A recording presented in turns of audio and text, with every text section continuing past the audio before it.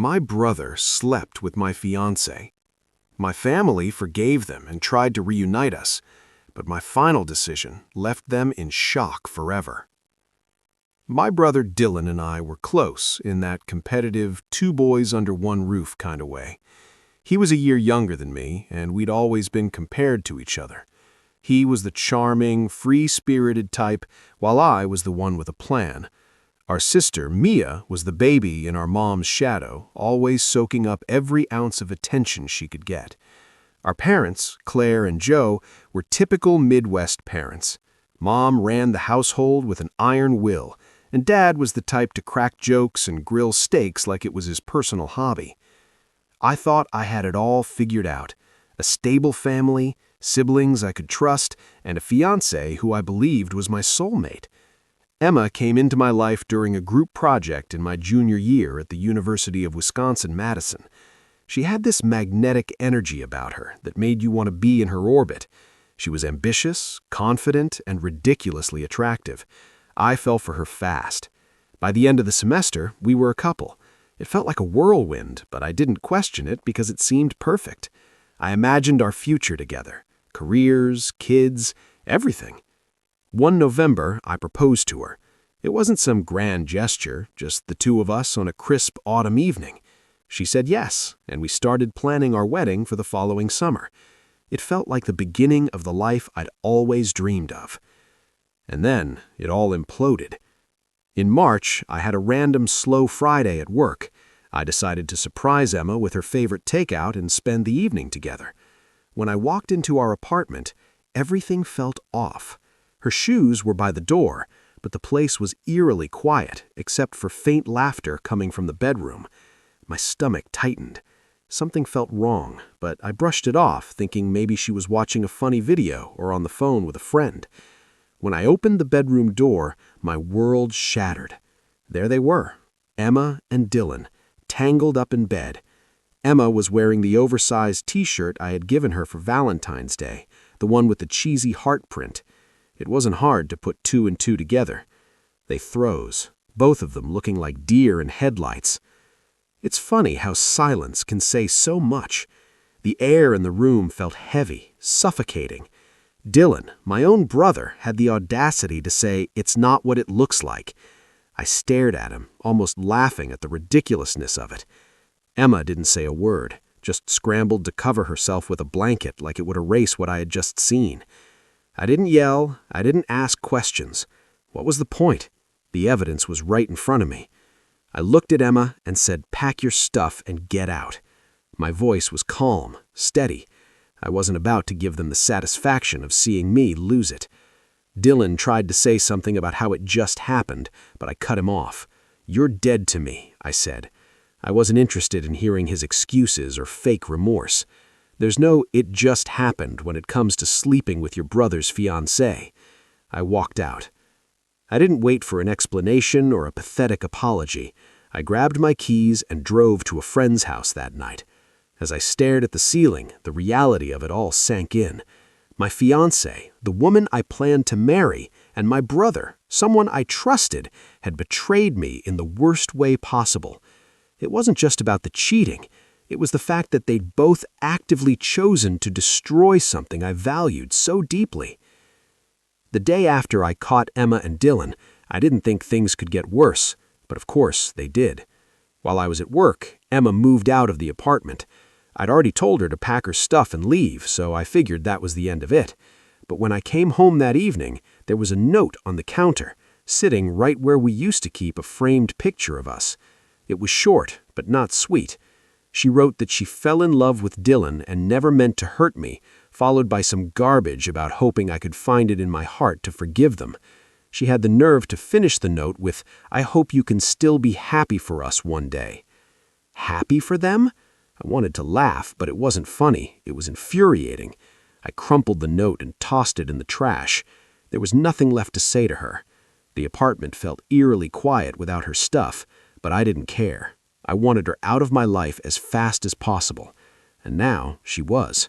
My family found out what happened within a few days. I didn't tell them. I'm guessing Emma or Dylan spilled the beans. My mom, Claire, called me immediately. She was furious, not at me, but at Dylan. She kept saying how she couldn't believe her own son would betray me like that. "He's not welcome here," she said over and over again. At first, it felt good to have her on my side, but I wasn't naive enough to think it would last.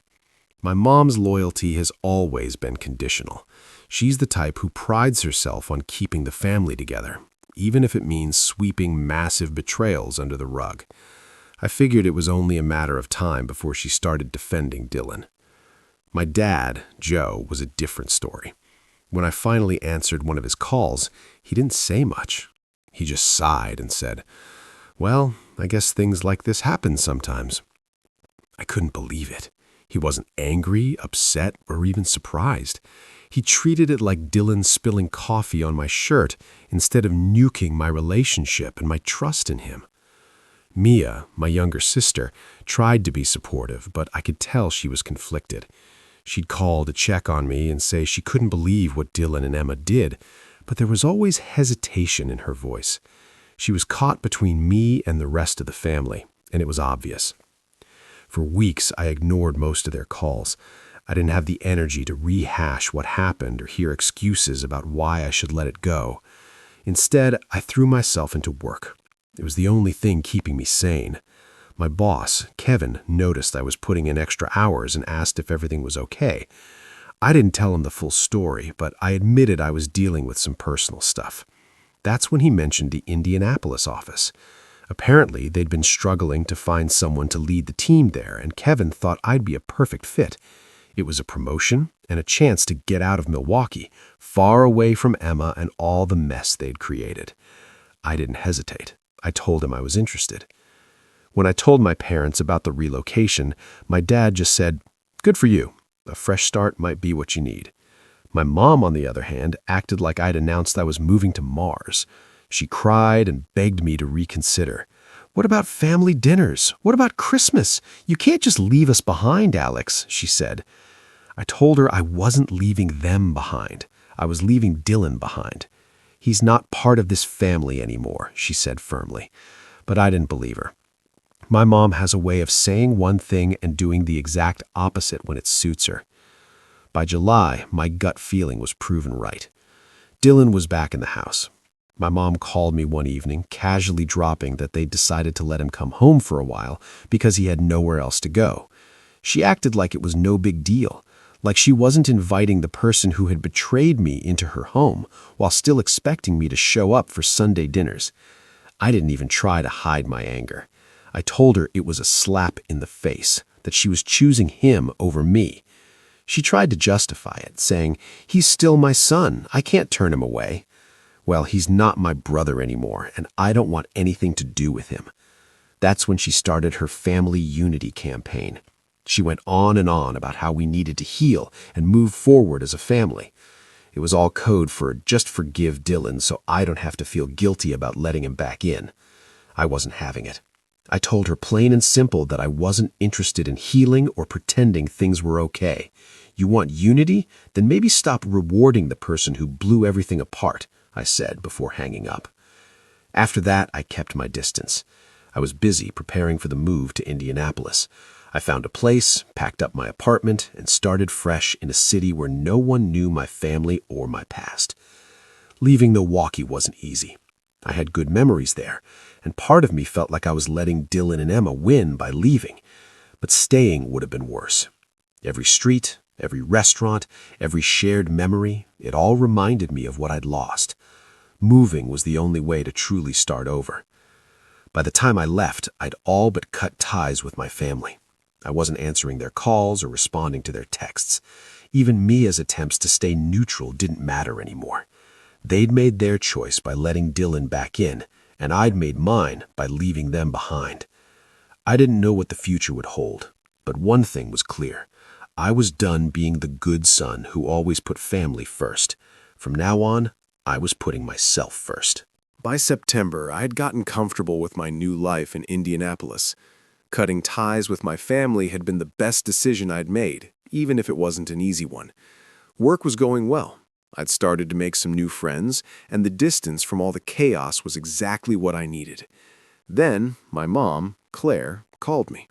It was her birthday coming up, and she wanted me to come home to celebrate. I hesitated. My relationship with her had been strained ever since she let Dylan back into the house, but she kept pushing, saying it would be just the immediate family and that she missed me. Against my better judgment, I agreed. The drive to my parents' house was long, giving me way too much time to second-guess my decision. I told myself I was doing this for my mom, even if she had disappointed me. Maybe it wouldn't be so bad if it was just her, my dad, and Mia. When I pulled up to the house, I immediately knew something was off. There were way too many cars parked outside. My stomach dropped when I spotted Dylan's car in the driveway. My hands gripped the steering wheel as I debated turning around, but I didn't want to give my mom the satisfaction of bailing. I decided to walk in, keep it short, and leave as soon as possible. As soon as I stepped through the door, my mom greeted me with a big smile, acting like nothing had ever happened. "Alex, I'm so glad you came," she said, pulling me into a hug. Her energy was over the top, like she was trying to smooth things over with sheer force of will. I glanced around the living room, and there they were, Dylan and Emma, sitting on the couch like they didn't have a care in the world. Emma even had the nerve to laugh at something Mia said as I stood there, frozen in disbelief. "Why are they here?" I asked, my voice low but sharp. Before my mom could answer, she grabbed my arm and ushered me further into the house. "Let's talk in the living room," she said, like that would somehow make this less awful. When we got to the living room, my mom started her usual spiel about healing and family. She sat me down and launched into this speech about how Dylan and Emma made a mistake, but they're truly sorry and it was time to move forward as a family. Dylan, ever the shameless one, chimed in with, "I'm sorry, man, it just happened." He said it like he'd spilled coffee on my shirt instead of nuking my entire life. Emma followed up with, "We never meant to hurt you," which sounded even more ridiculous coming from her. She wasn't even trying to look remorseful. I stared at them, trying to figure out if they actually believed their own nonsense. The fact that they thought this was even remotely fixable was almost laughable. I leaned forward, looked Dylan dead in the eye, and said, "You're a pathetic excuse for a brother." Then I turned to Emma and said, "And you? I hope he cheats on you too. You deserve each other." The room went dead silent. My mom started to say something, but I didn't give her the chance. I stood up, looked her square in the eye, and said, "Enjoy your golden boy. Don't call me again." As I walked out, I could hear my mom trying to calm everyone down, saying something about how I'd come around eventually. Dylan didn't say a word, and Emma just sat there. I got into my car and drove off without looking back. My mind was racing. How could my mom think this was okay? How could she expect me to forgive and forget like this was some minor disagreement instead of a betrayal that ripped my life apart? I spent the rest of the day trying to cool off, but I couldn't shake the anger. I kept replaying the scene in my head, wishing I'd said even more. Part of me wanted to call my mom and unload everything I was feeling, but I knew it wouldn't make a difference. She'd already made her choice when she welcomed Dylan and Emma back into her life. That night, I blocked her number. I blocked Dylan's too. Even though he hadn't reached out in months, I figured it was only a matter of time before he or Emma tried to clear the air again, and I didn't want to deal with it. For the next few weeks, I kept to myself. Work became my escape, and I threw myself into every project I could find. My coworkers probably thought I was just super dedicated, but the truth was I didn't know how else to channel my frustration. I stopped checking social media too. Seeing pictures of my family would only remind me of what happened, and I didn't need that kind of negativity. I told myself I was better off without them, but it still stung to know that the people I once trusted most had let me down so completely. Eventually, I started to feel a little better. The distance was helping, and I was slowly rebuilding my life. I told myself that I didn't need them, that I could create my own version of family with people who actually cared about me. But deep down, I knew this wasn't over. My mom wasn't the type to give up easily, and I had a feeling she'd find another way to drag me back into the drama. For now, though, I was content to keep my distance and focus on myself. Let them have their family unity. I'd rather be alone than surrounded by people who didn't value me.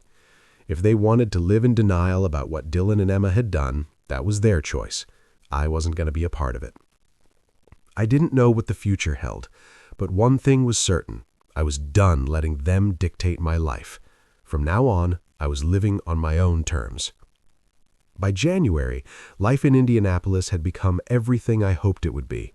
It felt good to be miles away from the chaos my family had created. I wasn't waking up every day angry anymore. I had space to breathe, think, and focus on myself. That's when Sarah, my distant cousin, slid into my messages.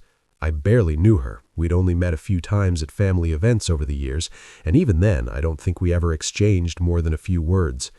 So when she messaged me out of nowhere, saying she was moving to Indianapolis and could use some help settling in, I was skeptical at first. I debated ignoring her message entirely. My family had proven time and time again that getting involved with them, even peripherally, was a mistake. But part of me felt bad. Sarah hadn't done anything to me personally, and she might not even know the full story of what had gone down. Besides, she seemed genuinely nervous about moving to a new city alone. Against my better judgment, I agreed to help her. The weekend came, and I showed up at the address she sent me. It was a small apartment complex in a quieter part of town. As I pulled into the parking lot, everything seemed normal. That was until I saw the U-Haul truck and two very familiar figures unloading boxes, Dylan and my dad. For a moment, I froze, gripping the steering wheel so hard my knuckles turned white. My first instinct was to back out of the parking lot and never look back. But before I could, the front door of the apartment opened and out came my mom. She spotted me immediately and waved like this was some sort of family reunion instead of a trap. "Alex, wait!" she yelled, jogging toward my car. I put the car in park and stepped out, but I didn't move any closer.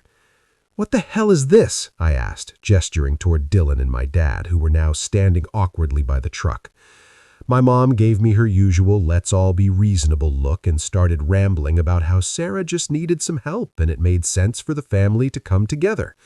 It was clear this wasn't about Sarah at all. This was about them finding another way to force me into some kind of reconciliation.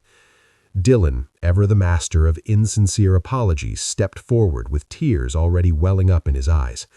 "I'm sorry, Alex," he said, his voice trembling like he was auditioning. "I know I messed up. I just want to fix things." I stared at him, completely unmoved. It was the same script he tried at my mom's birthday party, and it was just as pathetic now as it was then. Then my dad decided to jump in. "Alex, come on," he said, his tone that irritating mix of exasperation and condescension he always used when he thought I was being unreasonable. "Be the bigger man." That was it. Hearing him tell me to be the bigger man, as if Dylan's actions were some minor mistake I needed to get over, sent me over the edge. He had no idea what it felt like to be betrayed by your own brother, to lose not just a relationship, but the trust you had in the people closest to you. When my dad stepped closer and put a hand on my shoulder, I reacted without thinking. My fist connected with his face before I even realized what I was doing. The sound of it was sharp, and for a moment everything went still. My dad stumbled back, holding his jaw, and stared at me in shock. Dylan looked like he wanted to disappear, and my mom predictably burst into tears. "Alex," she sobbed, as if I was the one ruining everything. Dylan muttered something under his breath about me going too far, but I didn't even bother responding. I turned and walked back to my car. "Don't follow me," I said over my shoulder. When I got home, I blocked Sarah immediately. I didn't care if she was part of the setup or just a pawn in my mom's latest scheme. Either way, I wanted nothing to do with her.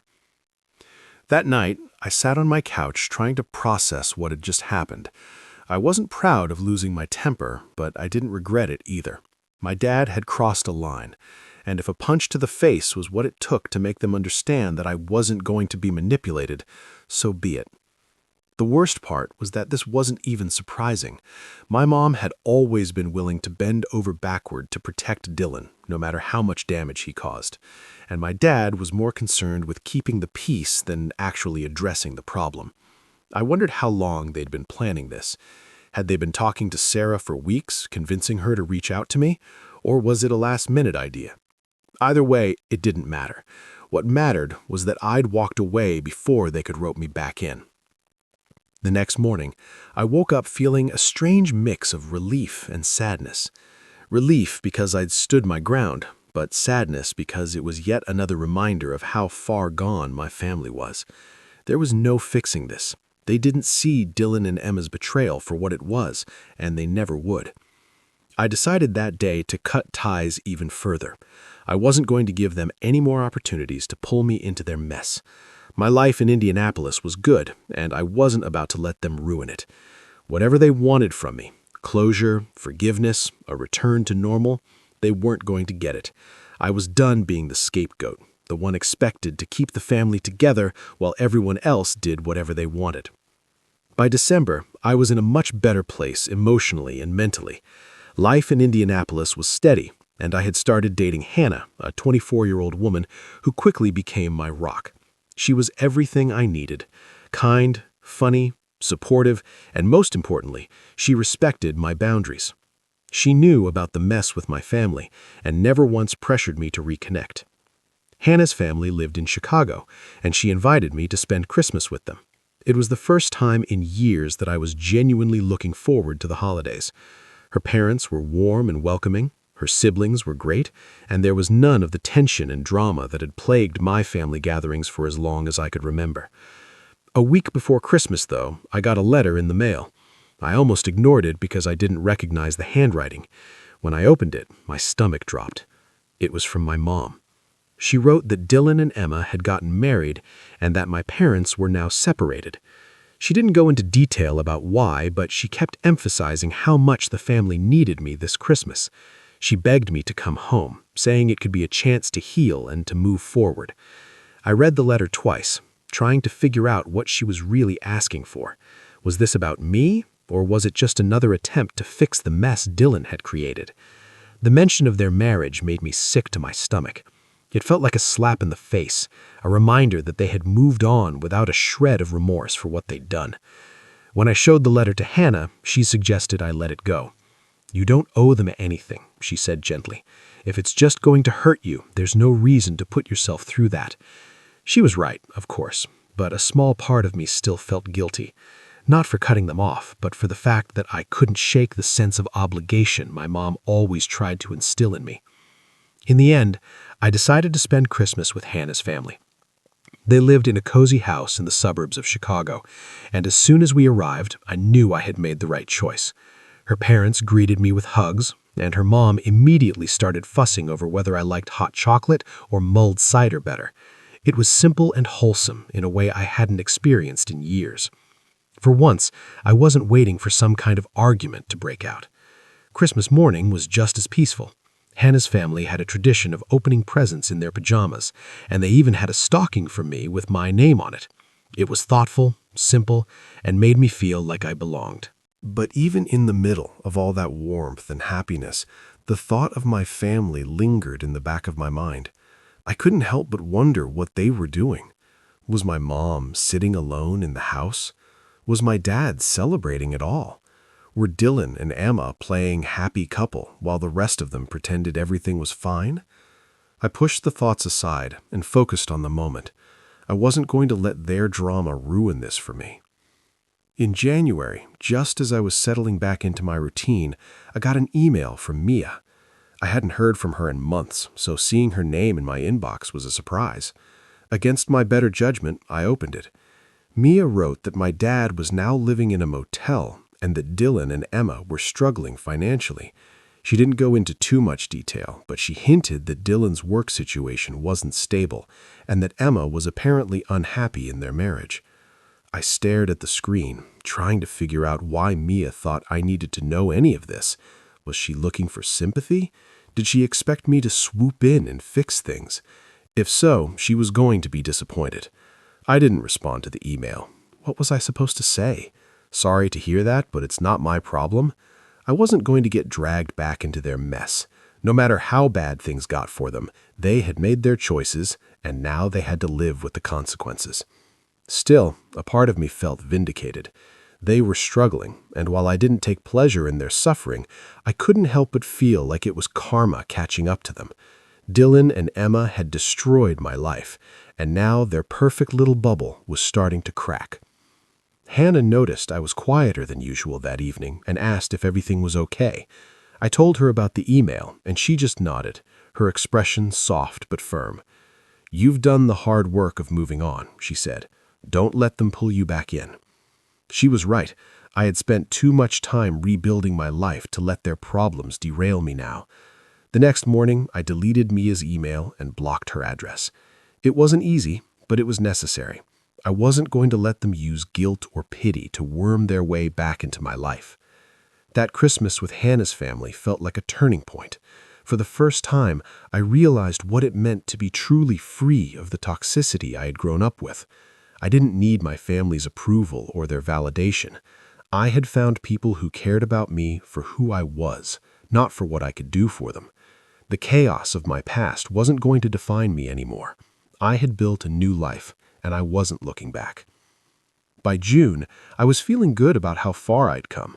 My life in Indianapolis was stable. My relationship with Hannah was growing stronger every day, and my family was nothing but a distant memory.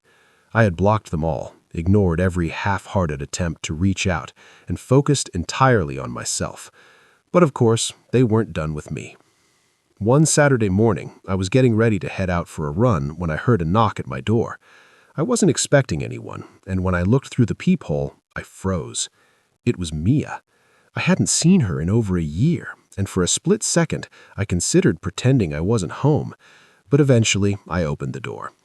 She immediately started crying. "Alex, I'm so sorry," she said, stepping into the hallway before I could invite her in. "I should have stood up for you more. I should have done more." Her words caught me off guard.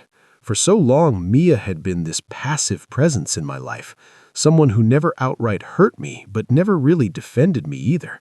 Hearing her take responsibility was unexpected, and I wasn't sure how to respond. I cut ties with Dylan and Emma, and Mom, I just couldn't take it anymore. I folded my arms and leaned against the doorframe. "What do you want, Mia?" I asked. She hesitated, wiping her eyes. "I just want to talk. Dad wants to talk too. Can we meet, please?" I should have said no. Every instinct in my body was screaming at me to shut the door and move on with my day. But there was something about the way she looked at me, pleading, desperate, that made me pause. Against my better judgment, I agreed. A few days later, we met at a quiet diner on the edge of the city. Mia was already there when I arrived, sitting with our dad, Joe. I hadn't seen him since I punched him in the face outside Sarah's apartment, and the tension between us was palpable. He stood up as I approached, extending a hand. I didn't take it. Instead, I sat down across from them and waited for one of them to speak. "I'm sorry," my dad said finally, his voice low, "for everything. I should have done more to protect you. I should have handled things differently." It wasn't much, but it was more than I expected. For a brief moment, I felt a flicker of hope that maybe, just maybe, things could be salvaged. Then the door to the diner opened and my mom walked in. I tensed immediately, and my dad had the decency to look embarrassed. "She wanted to come," he said, as if that excused blindsiding me. And of course, right behind her were Dylan and Emma. I stood up, ready to leave, but Mia grabbed my arm. "Please, Alex, just hear them out," she said. That was it for me. I stood up, cutting my mom off before she even started talking. "You're not my family anymore," I said, my voice cold and steady. "You want forgiveness? Find someone else to manipulate. I'm done." I threw some cash on the table for my coffee and walked out, ignoring the voices calling after me. That was the moment I knew there was no going back. They could beg, plead, and cry all they wanted, but I was done being the scapegoat for their dysfunction. Now, at 28, I feel like I've lived several lifetimes since the chaos of my family unfolded. When I look back at everything that's happened, it almost doesn't feel real, like it was someone else's life. But the scars remind me it was all too real. The good news is I've come out stronger, wiser, and surrounded by people who actually care about me. Hannah and I got engaged last year. It was nothing fancy, just the two of us at our favorite park in Indianapolis. I didn't go for some grand gesture because I'd learned that real love doesn't need a spectacle. When I asked her to marry me, she cried and said yes immediately. That moment felt like the final piece of the puzzle I'd been trying to solve since everything fell apart. She's not just my fiancée, she's my partner in every sense of the word. She supported me through all the ups and downs, listened without judgment, and never once tried to push me back toward the family I left behind. With her, I feel safe in a way I never thought possible after what Dylan and Emma did. The biggest news, though, is we're expecting our first child. It's a boy, and every time I think about holding him for the first time, I get this overwhelming mix of excitement and nervousness. I never thought I'd be ready for fatherhood after the mess I grew up in. But Hannah's confidence in us gives me hope. We're going to do everything we can to give our son a life full of love, respect, and stability, the kind of life I didn't have. One of the first steps I took toward completely cutting ties with my family was changing my last name. I didn't rush into it. For a while, I thought it might be too extreme, or that it wouldn't make much of a difference. But as time went on, I realized that my last name felt like an anchor to the past, and I was ready to let it go. It was a strange feeling, standing in the courthouse and filling out the paperwork. When the judge signed off on it, I felt this unexpected sense of relief, like I'd finally closed a door I'd been afraid to shut completely.